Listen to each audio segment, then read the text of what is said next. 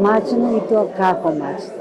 3 пати во недела, многу, што да кажем, ете, имаме и многу полоши пациенти. Со една реченица Верче Пехчевска ја раскажа незината животна судбина.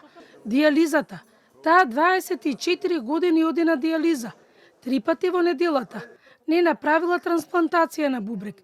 Има 72 години.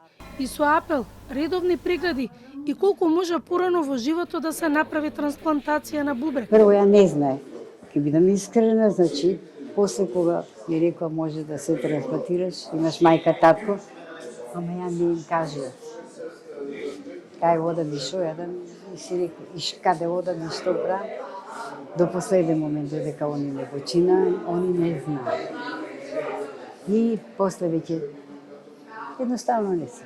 Од клиниката за нефрологија на Светскиот ден на бубрегот и одбележување половина век на постоење на клиниката, директорот на клиниката Никола Ѓоргиевски објаснува дека превенцијата е најважна за заштита на бубрезите.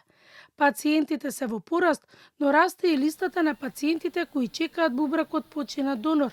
Направена е успешна трансплантација на бубрези од починат донор и целиот персонал од нефрологија и клиниката за урологија со голема почит кон фамилијата, која во најтешкиот момент се одлучила да биде хумана. Досега на листата за кадаверична трансплантација чекаат околу 160 пациенти. Вчера се случи еден чин на најголема хуманост, бидејќи се изведе бубрежна трансплантација од починато лице кадавер и навистина тоа представува еден значаен момент за здравството во Република Македонија.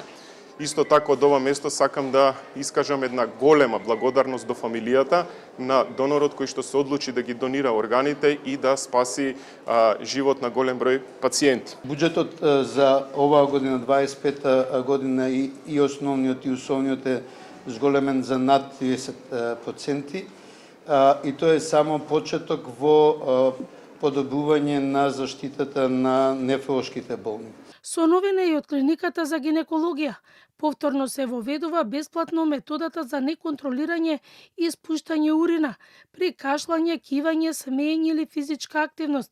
Најчесто се јавува како последица на ослабена поддршка на уретрата поради породување и хормонални промени. Тоа е обично состојба која што се јавува во поодмината возраст после завршување на репродуктивната доба, меѓутоа еве неколку од овие пациентки кои што беа истретирани изминатите 2 дена беа и во репродуктивен период, едната беше 37 години, другата беше 43, тоа е обично оние пациентки кои што имаат повеќе спонтани породувања. Според докторите, најдобра заштита е навремената превенција и рано почнување со лекување.